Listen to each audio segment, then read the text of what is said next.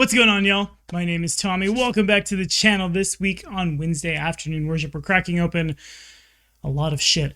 Lost Summons Impossible Lands, Lost Summons Knights of Last Wall, like 3 books of Tyrant's Grasp, a bunch of 1E books that I don't remember the name of off the top of my head, but were like Mythic X to talk about Arazni. If you're liking what you're seeing, like, subscribe, ding the bell, stay caught up on all your stuff. That was probably loud enough to peak my mic that is right in front of my face.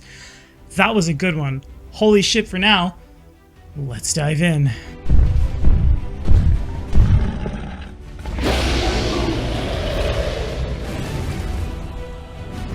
Okay, so before we dive in, Arazni's story is a heavy one. Thus, this video carries a content warning for domestic abuse.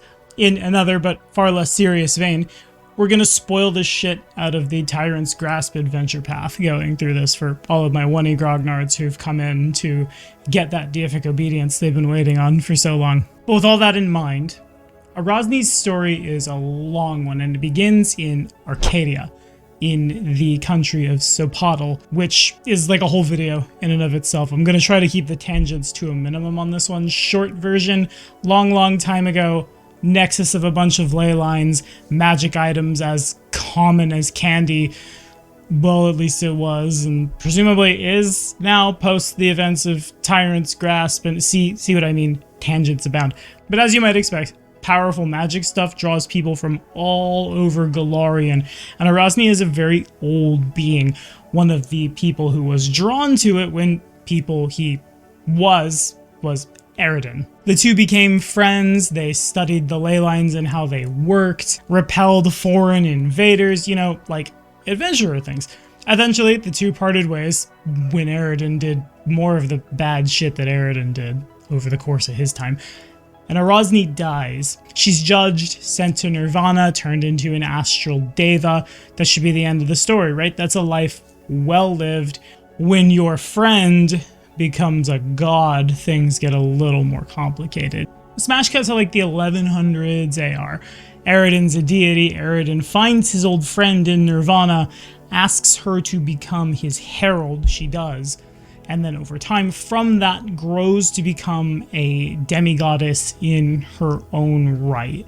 She becomes the patron saint of the newly founded Knights of Ozum.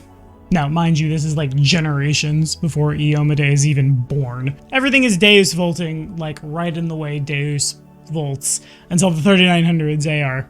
The start of the Shining Crusade. The Knights of Ozum are gonna go take down the Whispering Tyrant once and for all. And they get Arazni to do this with them. They do this by binding her, which tracks, in a sense. When one of the most powerful things in your army is an outsider, and you're squaring off with some of the most powerful arcane spellcasters on Golarion, you want to take steps to make sure they can't be like turned on you and stuff. But it hits Arazni in a certain kind of way, because all you had to do was ask, and she would have been very down to come slay evil and prop up humanity and all of those things. I'm willing to assume most of the beings in the Knights of Ozum had like best intentions, and the lines of dialogue between mortals and something that is like miles above mortal are complicated. But it's still a step over the line, and it's a step over the line that they can't ever correct, because during the Shining Crusade, Arazni is killed by the Whispering Tyrant. She's buried with honors in Vigil, but those honors aren't really to last, unfortunately. Not 100 years later, the Knights of Ozum now know peace, relatively speaking. Tarbathon is sealed away, the Whispering Way is still doing horrible, terrible necromancy things, but it's not like the end of the world as we know it. So they go crusading other places. Eventually they point down to Garund and the nation of Geb. A group of crusaders are sent to infiltrate the state and undermine it, and it goes really badly for them. Geb himself reanimates all of them as grave knights, which, mind you, is a process that's very unique to a given soul, and always involves a certain amount of like horrible, terrible violence done unto other people to corrupt your soul in this fashion. But that's like step one. From there, sends all of these grave knights back to Vigil to infiltrate Vigil, murder a bunch of folks, get Arazni's corpse, bring it back to Geb. From there, over the course of like a year and change, Geb brings Arazni's soul back. It takes that little seed of doubt implanted by the Knights of Ozum when they bound her, manipulates the shit out of her, and over the course of an even longer period of time, brings her back in on life as a lich, which, again, is a process that's very, very, very unique to a given person, requires a great deal of sacrifice, usually in the form of victims. When the Knights of Ozum show up to reclaim her, they see what she has become, they denounce her. Aroden is still alive at this point. This is like 3913, I think. Not looking at my notes right now, but there's hundreds of years before prophecy fails. Does Aroden show up? No. No, his friend is unfortunately broken, and then to add insult to injury, Geb marries her and then leaves her to run Geb's state while he essentially locks himself in his basement and contemplates the glory days that he was fighting another wizard.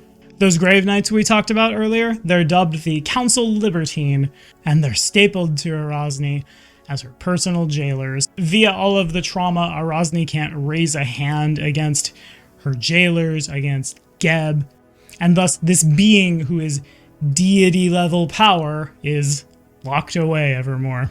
Over hundreds of years, this builds a great deal of resentment. Y'all know how, like, in the opening pages of Adventure Paths, when you're doing the investigation phase, there'll be some, like, scripted lines. There's a line in Book 4 of Tyrant's Grasp that Arazni says that just hit me square in the chest. I'm gonna grab the text, hang on. Why not go to the Knights of Ozum with all this? Go to the fawning, sanctimonious little children who first conjured me to fight their war for them, while Aroden hid like a coward? Go to the knights who let my corpse be stolen and raised as this thing before you, then had the temerity to label me violated because of their own arrogance and failure, the harlot queen? Were this a simple matter affecting just the Knights of Ozum, I would happily let them dash themselves against Tar-Baphon's walls if I did not kill them myself. Fun fact, the climax of Book 4 is a social encounter against the head of the remaining Knights of Ozum after Vigil's been nuked to get him to not hurt Arazni. Yeah, fun. After the reanimation and marriage, 800 years pass. Remember, Arazni's soul is still a really, really powerful thing. She's been able to grant spells to worshippers for a long, long, long time. And she's fundamentally changed when she's brought back as a lich, but that power is still there. That resentment is still there, even under all the meetings of state that she has to do. Underneath the disgrace, underneath the torment, there is resilience. And there's like kind, people in similar situations. Anything from victims like her to something along the lines of an unwilling sentient undead who would like to not feast upon the remains of their best friend and instead be the person they wanted to be. They look up to her, and this becomes the starting point of a new faith. A faith that doesn't have churches, a faith that doesn't have formal doctrine, a faith that doesn't even really get a lot of response from Arazni herself, but a faith nonetheless. Anywho, smash cut one last time to 4719. Tar-Baphon slips his bounds, tests out his super weapon. Come to find out, Arazni has a psychic link between herself and Tar-Baphon. Realizes what's happening, slips her bounds, runs to Avestan, helps a group of people bloody the nose of the lich, and escapes to whereabouts unknown up till the present day. Let's talk about the mechanics, shall we? Right, so there's a lot of content here. Grognards, I'm gonna get to you. We're gonna do the 2E stuff first because it's just a little bit quicker. Arazni is neutral evil. Follower alignments are chaotic good, lawful neutral, neutral, chaotic neutral, and neutral evil. Her divine ability is Constitution or Intelligence. Her divine font is to harm. Her divine skill is intimidation. Her favored weapon is the rapier. She provides the domains of confidence, freedom, pain, and protection, with the alternate domain of sorrow. Cleric Sufferer may prepare Endure as a 1st level spell, Animus Mind as a 2nd level spell, Feeble Mind as a 5th level spell. Her edicts: act with dignity, do whatever it takes to survive, despise and never forgive those who have hurt you, Anathema, create unwilling undead, or insult her. Fucking metal as shit. Anyway, so far as the intercession goes, I wish there were more of these for like more of the non-core deities. Paizo, get on it. Don't make me upload them to Infinite. I'll do it. If you suitably irritate or impress the woman, for her minor boon, once when you fail a saving throw against an effect that would compel you to take some action against your will, you critically succeed instead. Arazni typically grants this boon for consequential actions or particularly egregious violations of free will. Moderate boon: blood from your wounds forms into armor or a piece of equipment you need. If what you need the most is information, the blood forms letters spelling out that information. For a major boon, upon death, you return to life with the effects of a critical success on a resurrect ritual to enact vengeance against your killers. When you successfully achieve vengeance, abandon your vengeance for other pursuits or fail outright, you crumble to scarlet dust. And for the curses, on a minor curse, someone you've wronged gains information they desire about you, with the effects of a critical success at the commune ritual. Moderate curse: creatures weaker than you gain a status bonus on attack rolls against you equal to your difference in levels to a maximum of 4. Okay, 4 is still really big in 2e, but I saw a difference in levels. I was just really afraid of like level 1 dogs just turning the corner and mauling you. You talk about cats killing commoners, Jesus. Whenever you are damaged by such a creature, you take persistent bleed damage equal to twice the difference between your levels with no maximum. Ugh. And for the major curse, when you would regain hit points due to either a positive or negative effect, you lose that many instead. Heal, more like, die. Divine spellcasters of Arazni who cast Avatar gain a speed of 70 feet and airwalk, immune to immobilized, a rapier melee attack that deals 3d8 points of damage with a reach of 15 feet that deals 6d8 plus 6 piercing damage, and a Call Blood ranged attack with a range of 120 feet that deals 6d6 persistent bleed damage. Alright, Grognard's to the front. Let's do 1e. Okay, so Arazni's mechanics in 1e are kind of all over the place. Her stat block in Inner Sea Gods represents Arazni, the head of state of Geb. Her deific obediences, written in Eulogy for Rossler's Coffer, feel much more as an in-between point between what we see here and what we see in 2nd edition. I do think it would be pretty easy to convert the 2e stat block back into 1st edition using the same domains. If you wanted to play a 1st edition game that was taking place post the events of Tyrant's Grasp, or if you just wanted to hover that way in the first place at your tables. Anyway, Arazni, as written for 1st edition, is neutral evil. Her domains are evil, nobility, and protection, with the subdomains of defense and leadership. Her favored weapon is the rapier, and her symbol, the rapier and lotus. To perform Arazni's deific obedience, one must spend an hour reliving or imagining terrible things that happened to you. This process is mentally strenuous, dealing 1d6 points of non-lethal damage. You cannot allow anyone else to know of your struggles. Speaking of them, showing distress while considering them, or even asking for assistance in healing the non-lethal damage negates the benefits of the obedience. In return, when you fail a saving throw against a creature's spell or spell-like ability, you gain a +4 profane bonus on saving throws against any of that creature's abilities for a minute. Evangelist boons let us cast Disguise Self thrice per day, Obscure Object twice per day, or Bestow Curse once a day. At 16th level, you punish those foes who would use the arcane arts to infringe upon your autonomy and well-being. See what I mean? Here's that big transition. Whenever you succeeded a saving throw against a spell or spell-like cast or used by a creature, that creature becomes flat-footed against your attacks until the end of your next turn. In addition, your attacks against that creature, while it is flat-footed, deal 1 additional point of bleed damage, which stacks with itself. Not unlike the spell Litany of the Crusader. That's, by the time you have access to this at 1e, everybody's rocket tagging in such a way that like maybe they'll have single-digit hit points at the end and they'll like twitch, take the 5 bleed damage from your 2-weapon fighting full attack, and then die, but At 20th level, much like Arazni herself, you prize the sanctuary of your own thoughts, and you have built defenses and protections, lest others try to take away or taint this refuge. Once per day is an immediate action. When you are affected by a mind-affecting effect, you can use Break Enchantment on yourself as a spell-like, with a caster level equal to your hit dice. Exalted boons give us Remove Fear thrice a day, False Life twice a day, or Non-Detection once a day. At 16th level, The Red Crusader knew well the value of fighting alongside allies, and the price to be paid when those allies fail. Rather than relying upon the assistance of fickle and fallible mortals, you can bring forth a construct gathered from the blood spilled by Arazni and her followers. Once per day as a standard action, you summon a blood golem to aid you. You gain telepathy with the golem to a range of 100 feet. It follows your commands perfectly for minutes equal to your hit dice before it vanishes. I've seen this one a million times across a million other deities, but never a golem made of divine blood. That's tight. Then at 20th level, when you heal yourself with a Cure or Inflict spell, scars form over your body and give you a profane bonus to armor class equal to the spell's level for a minute.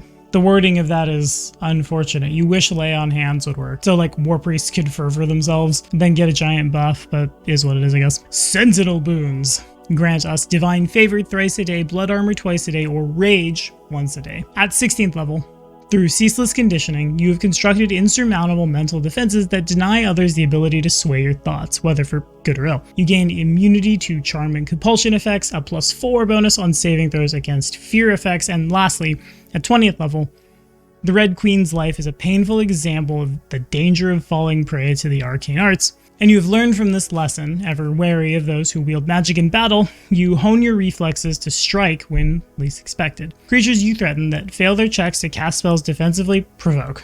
And then lastly, grabbing Mythic Realms, Arazni was statted. Again, this is going to be a little behind the times because canonically she's different now. To say nothing of, literal edition change. This is usually the point where I'm grabbing like the special qualities of Imperial Lords and things. There aren't any really interesting over-the-top abilities that Arazni has, other than being a 20th level wizard, a lich, a mythic marshal with divine source. This is how she's passing out spells. 9th level spell casting, all of the wealth of an entire state behind her, nothing special. Nothing that'll break the game at all. All of that fancy wealth of a big state has provided her with a couple of artifact weapons, though. The first of which, a unique Staff of the Magi. The Staff of the Magi uses the wielder's caster level, intelligence modifier, and feats when determining the saving throws of the spell rather than what's set to the item. And in addition, if the wielder knows the mythic version of one of the staff's spells, she can expend uses of mythic power to cast or augment that spell as if she were casting it normally. If the wielder does not know the mythic version of a spell, they can instead use the mythic version of that spell by expending 1 use of mythic power per 2 levels of the spell, rounding up. That never happens in Money. Wow. A mythic spell cast this way can't be augmented, but the wielder can use metamagic feats in conjunction with spells cast from her staff as if she has a way to apply those feats on the spot without increasing caster level, like spell perfection, metamagic rods, so on and so forth. Things 20th level wizards have. Additionally, the staff can create unique fireballs, which cost 2 charges to cast. They begin as an eruption of black fire, but coalesce into explosive waves of freezing darkness. They can do fire damage, cold damage, or half cold, half fire, and creatures who fail their save against such a fireball are staggered for a round by the force of the explosion. In addition, the area of the fireball is treated as deeper darkness until the end of the wielder's next turn. Any creature or object that enters the darkness during this time takes damage as if it had been in the area when the fireball went off instead of the telekinesis that the staff has. That's yo dog, I heard you like fireball, so we put fireball on your fireball so you could fireball and cold also, I guess. Then her rapier, the Harlot's Kiss, Lord that didn't age well, is a +1 conductive dancing keen rapier with a conductive property that can be used once per round even while it's dancing. So Arazni could channel supernatural or spell-like abilities to it, like the fact that a lich can paralyze you with a touch. Additionally, the weapon has 2 abilities that only Arazni can use. The first of which, if she throws it using Hand of the Apprentice, it can full attack against a single target rather than a single attack and come back to her hand at the end of the turn. If she expends 1 use of mythic power when commanding the weapon to dance, the weapon's attack use her caster level as the base attack bonus, which jams a +10 on it, when the wizard just has to go to melee, right? Okay, so there's a lot to say here. The first of which, I've said it a million times, here's 1,000,001 deities in the setting that are a little less like hunter god, war god, sea god, and a little more pieces of the human experience. Checks a lot of boxes for me. And though Arazni's story is a sad one, she does overcome the hardship, and seeing that happen in a fantasy setting, shit's real cool. There's so much other stuff though, like trope subversion level stuff almost. Flamingo, are you watching this? I don't have the crow I'm about to eat, but I'm gonna eat the the whole crow right now. If you have played a first edition adventure path, there is a very high probability that you have been exposed to an undead that turns you into one of its kind when it kills you. There is like a 75% chance that was a ghoul, but I digress. Undead in the setting are evil creatures. They are filled with a capacity to cause harm to others, but when you are made into a sentient one and not just like mindless zombie or thing, parts of your personality must still be in there, right? It is true over long years that personality might be eaten away, replaced with the new person you become because you have undergone a significant change. But what about like at the outset? What happens to the vegetarian who contracts ghoul fever, dies, rises at midnight, is really hungry for a bunch of things he doesn't want to eat? What about the person who's bitten by a vampire, slain, risen as their spawn, commanded to go fight the very crusaders that were like riding up to the proverbial Dracula's castle of the game? Because if you don't go fight them, you don't get to eat. The more and more I play Pathfinder, the more and more I find those stories just incredibly interesting. And what if that person won or found some way to make peace with it?